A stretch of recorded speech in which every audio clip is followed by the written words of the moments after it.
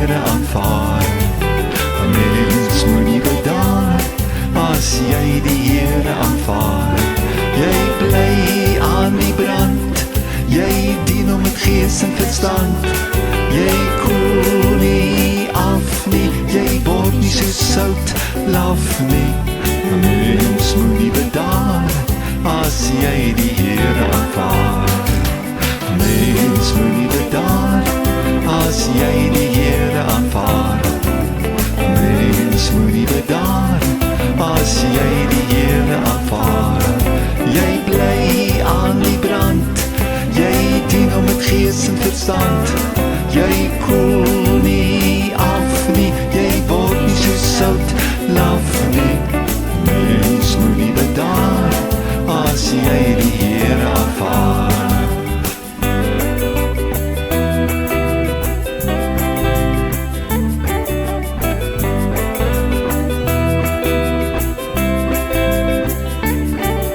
So baie het begin, maar toe weer afgekoel.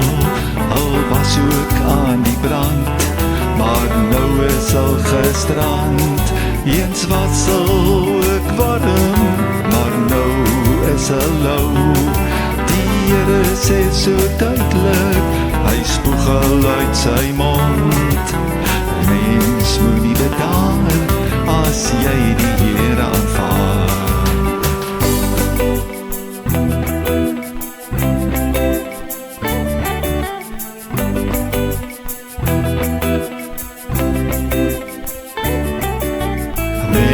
Moet nie bedaar as jy die Here aanvaar.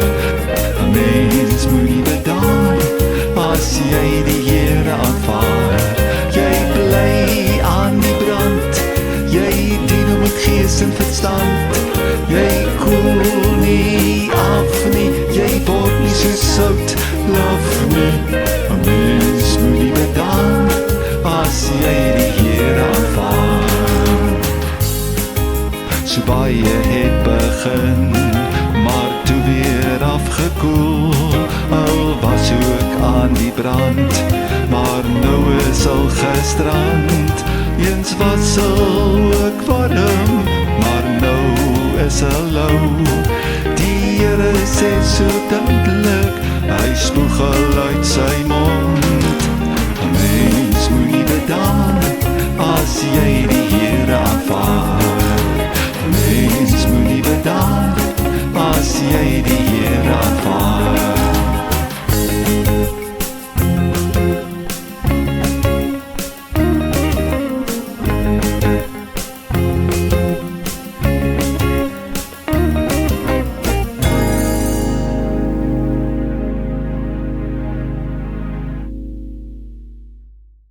Ons lees saam 2 Samuel 18 vers 33 en ons lees uit die 1953 Afrikaanse vertaling.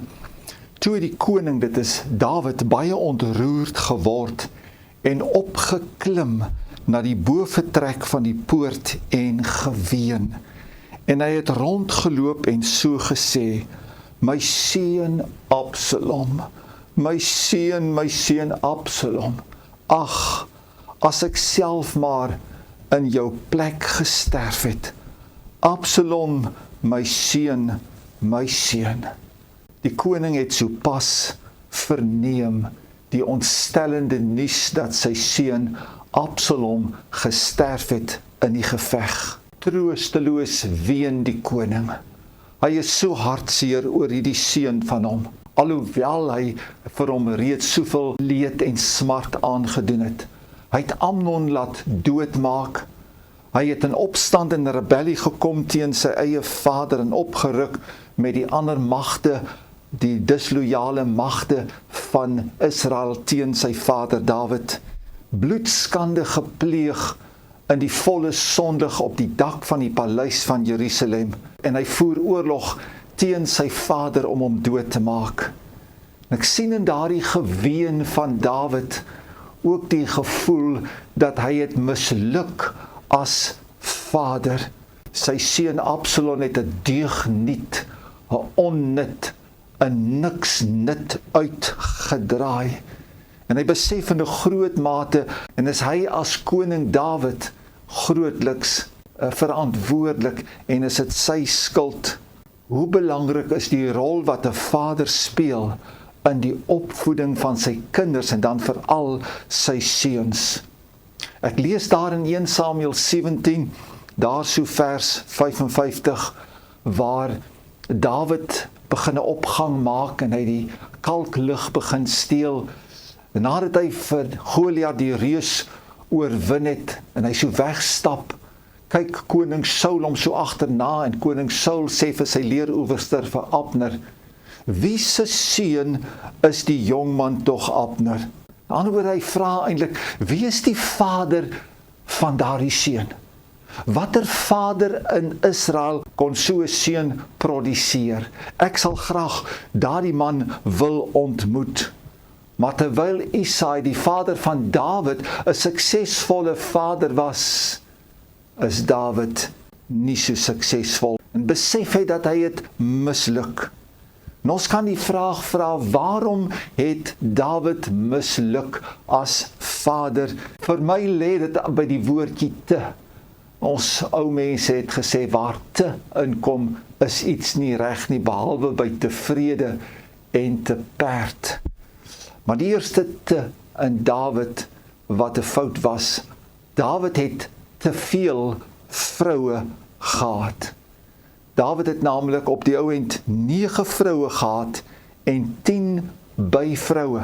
Moontlik het hy selfs nog meer byvroue gehad. Daar word net melding gemaak van die 10 wat hy agtergelaat het in Jerusalem. Wat 'n voorbeeld het dit gestel vir sy kinders.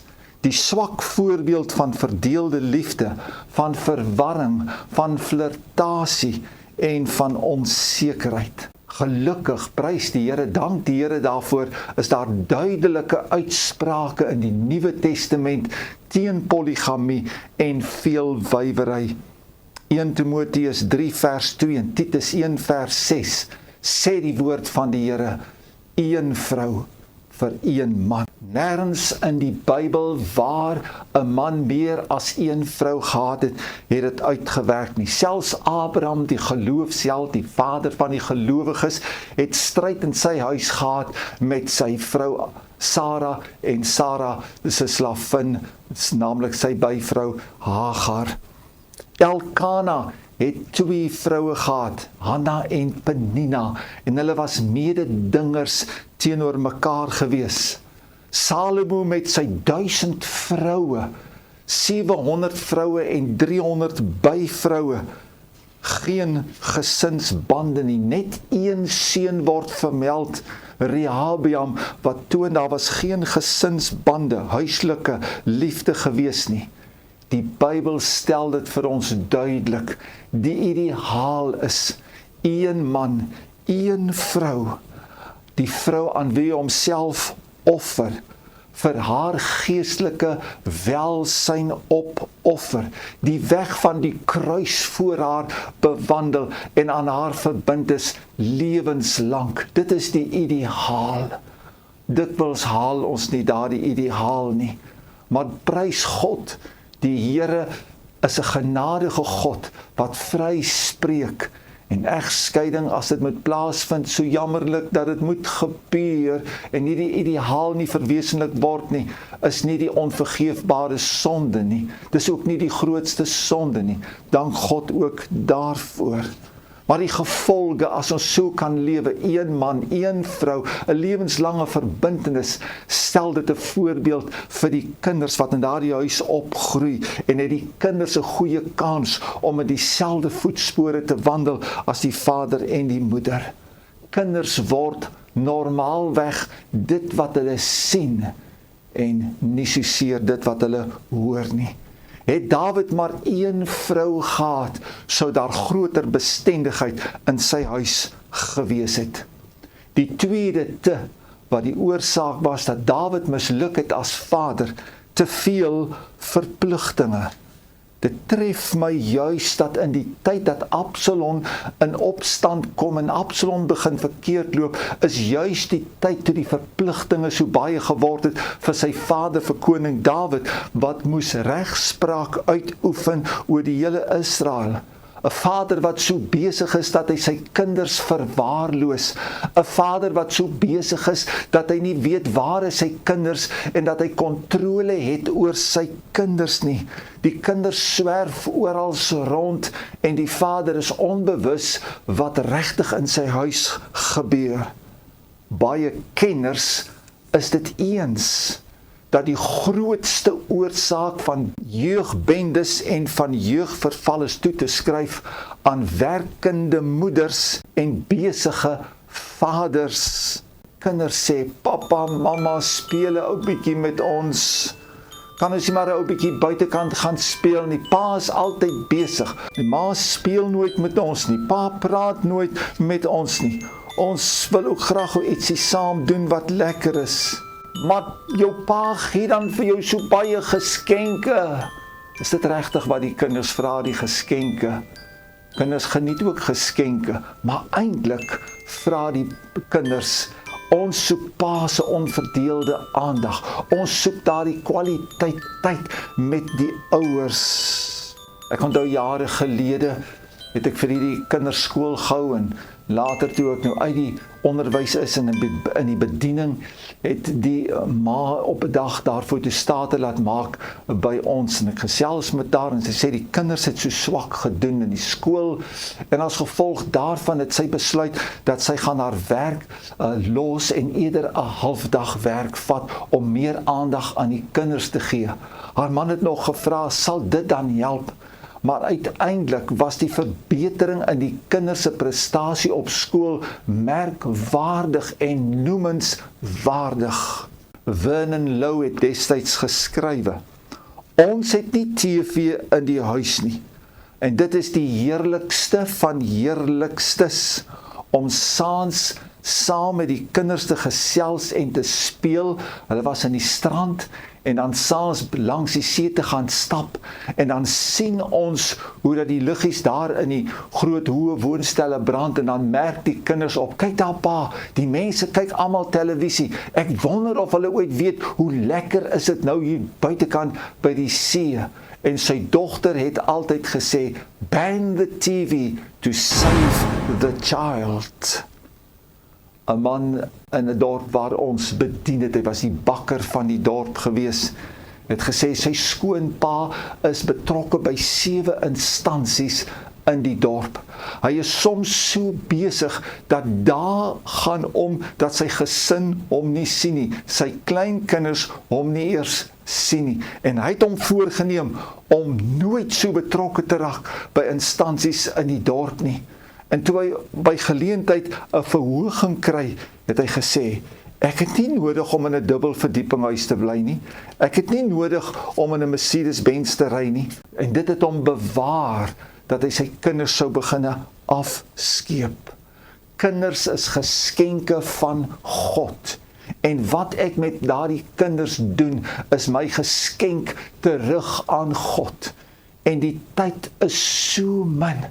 Net 12 jaartjies in my huis en die kinders is uit my hande. Wat sal God eendag sê vir 'n man, vir 'n vrou, wat nie aandag aan hulle kinders gegee het nie, maar welvaart en voorspoed en rykdom en sukses nagejaag het?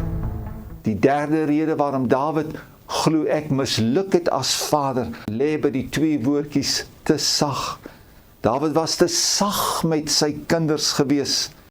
In Samuel 18 vers 5, net voor die geveg teen Absalom, sê Dawid nog vir sy generaals, en die koning het Joab en Abisai en Itai bevel gegee en gesê, saggies met die jongman, met Absalom.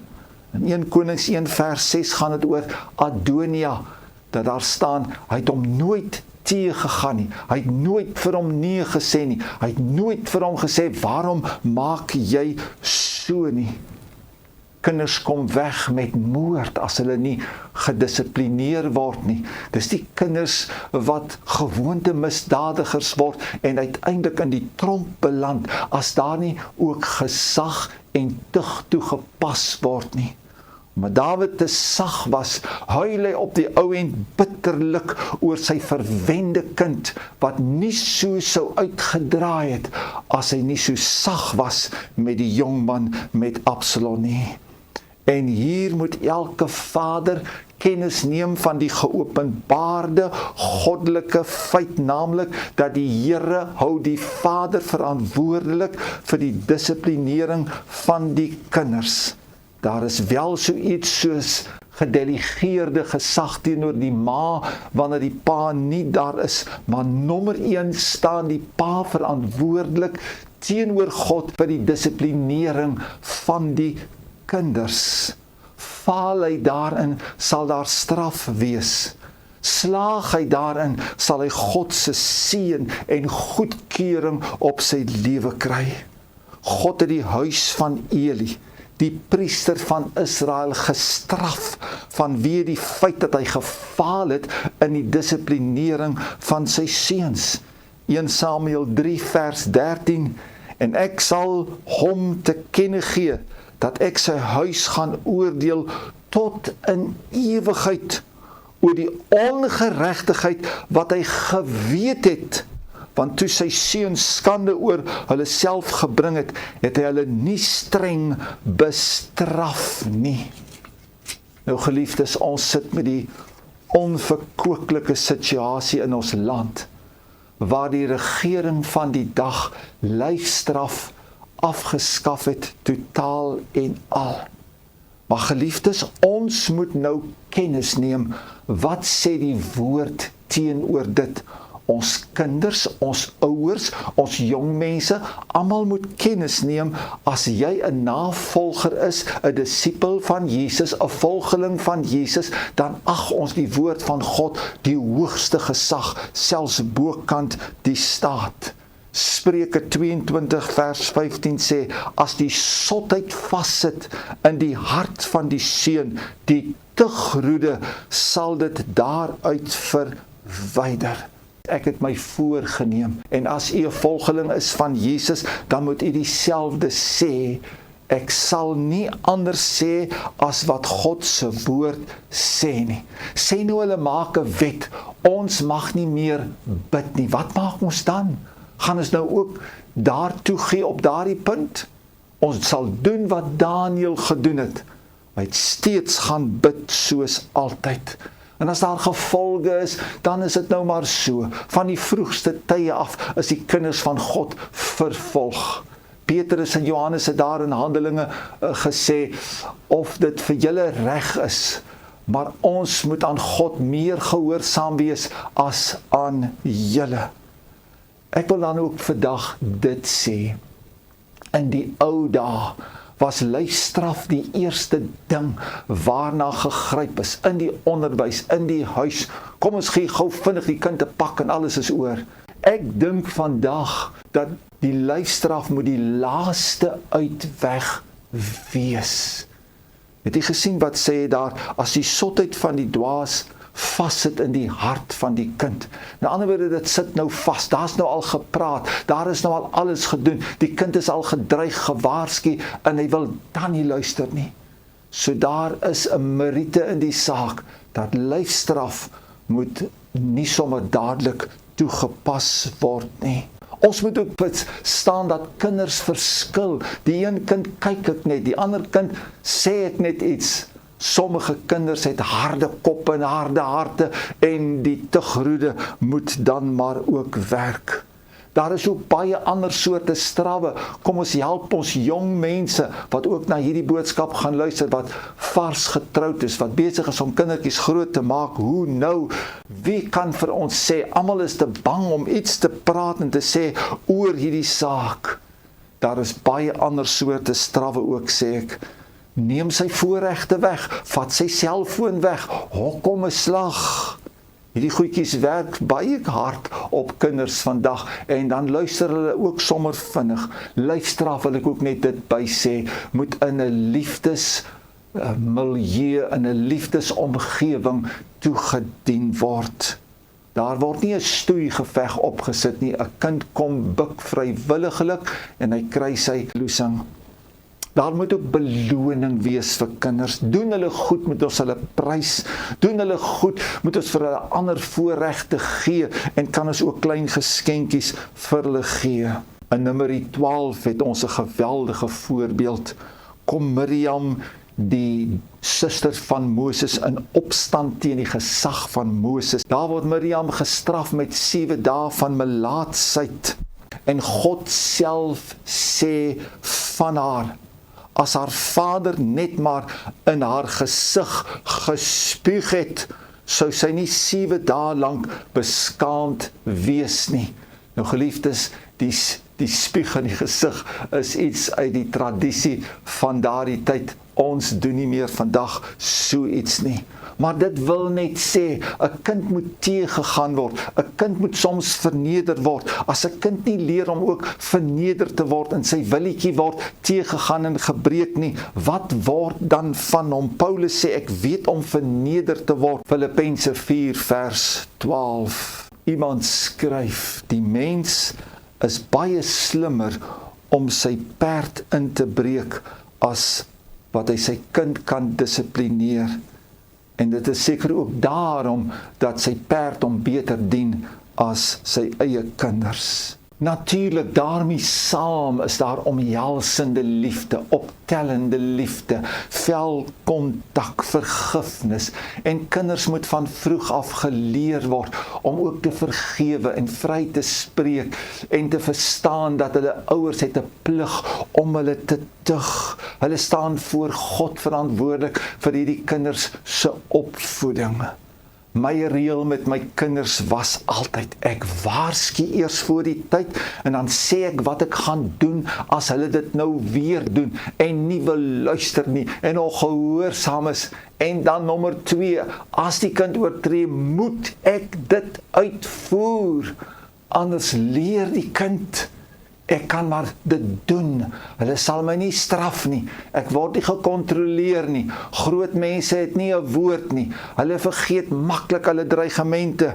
Dit moenie so wees nie. Kinders moet leer, jy het 'n woord.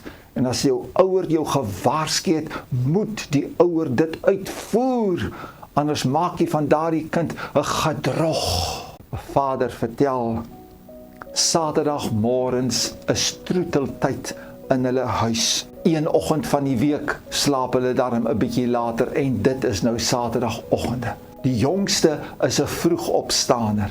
En dan kom loer hy nou daar so om die hoekie van die deur en as hy net sien, een oog van pappa en mamma is so halfpad oop, dan storm hy op die bed af en spring daar tussen hulle in en hy skree klipbaar, troeteltyd! Jy het miskien ander tye en 'n ander styl en 'n ander ding wat jy doen met die kinders. Maar die kinders moet vertroetel word en mee gespeel word. En dit is 'n ideale kans en geleentheid. Maar nou is die tyd om lief te hê. Môre wil die baba nie meer gewieg wees nie. Wil die kleuter nie meer opgetel wees nie. Wil die tienerseun nie meer getroetel wees nie. Die tiener al sy eerste groot besluite geneem. Nou is die tyd om lief te hê. Môre sal dit te laat wees. En ek wil nou vir mense bid wat miskien voel dat u misluk het. En ek wil vir u bid vir krag vir ouers wat sit met kinders en dis woelig en dis druk en dis werk en dit is die tyd, dis net altyd te min. En vir groot wysheid. Kom ons bid saam. Vader, ek bid vanmôre dat u vir ouers sal begenadig wat voel dat tot hiertoe het hulle misluk, soos 'n Dawid. Here, ek wil bid dat hierdie gedagtes rondom u woord hulle sal stimuleer en aanmoedig om weer te begin en weer te probeer en te let op daardie 3 dinge. Vader, ek wil ook bid vir moed vir ons ouers Ek wil bid, Here, vir krag, vir energie. Ek wil bid, Here, dat ons jong mense, jong ouers, vader en moeder, hulle kinders sal opvoed na die beste van hulle vermoë en nie moed sal verloor nie. Krag, wysheid, insig, energie, dat hulle nie sal moedeloos raak by die eerste ou keertjies wat daar mislukking is in die huis nie. Ek bid, Here, vir ouers om hulle kinders lief te hê, belang te stel, tyd te spandeer met hulle kinders. Here, laat in hulle harte daar insak die wete, so vinnig is my kind in die huis en dan is dit te laat. Here, ek dank U vandag vir my kinders, vir wie ons altyd net die beste voorbeeld gestel het en dat hulle vandag U so mooi dien met 'n passie en met oorgawe. In Jesus naam, amen. Miskien is daar iemand wat na hierdie boodskap geluister het, maar u staan nog buitekant die kring van gelowiges. Ek wil vir jou vra, bid nou hierdie gebed agterna, as jy graag ook 'n kind van God wil word. Bid en sê, Hemelvader, ek kom na U, vergewe my sondes, deur die bloed van die kruis. Ek glo dat Jesus Christus op die kruishout vir my gesterf het. Ek glo dat Christus Jesus uit die dode opgestaan het. En ek glo dat hy weer gaan kom. Ek wil U graag volg. En daarom vra ek, Here Jesus, kom nou in my hart, in my lewe. Kom woon daar as die Here Koning, as die Here God van die heelal, deur U Heilige Gees. Verander my hart, wederbaar my tot 'n kind van God, dat ek U kan volg. Ek dank U, Here, vir hierdie oomblik. In Jesus naam. Amen.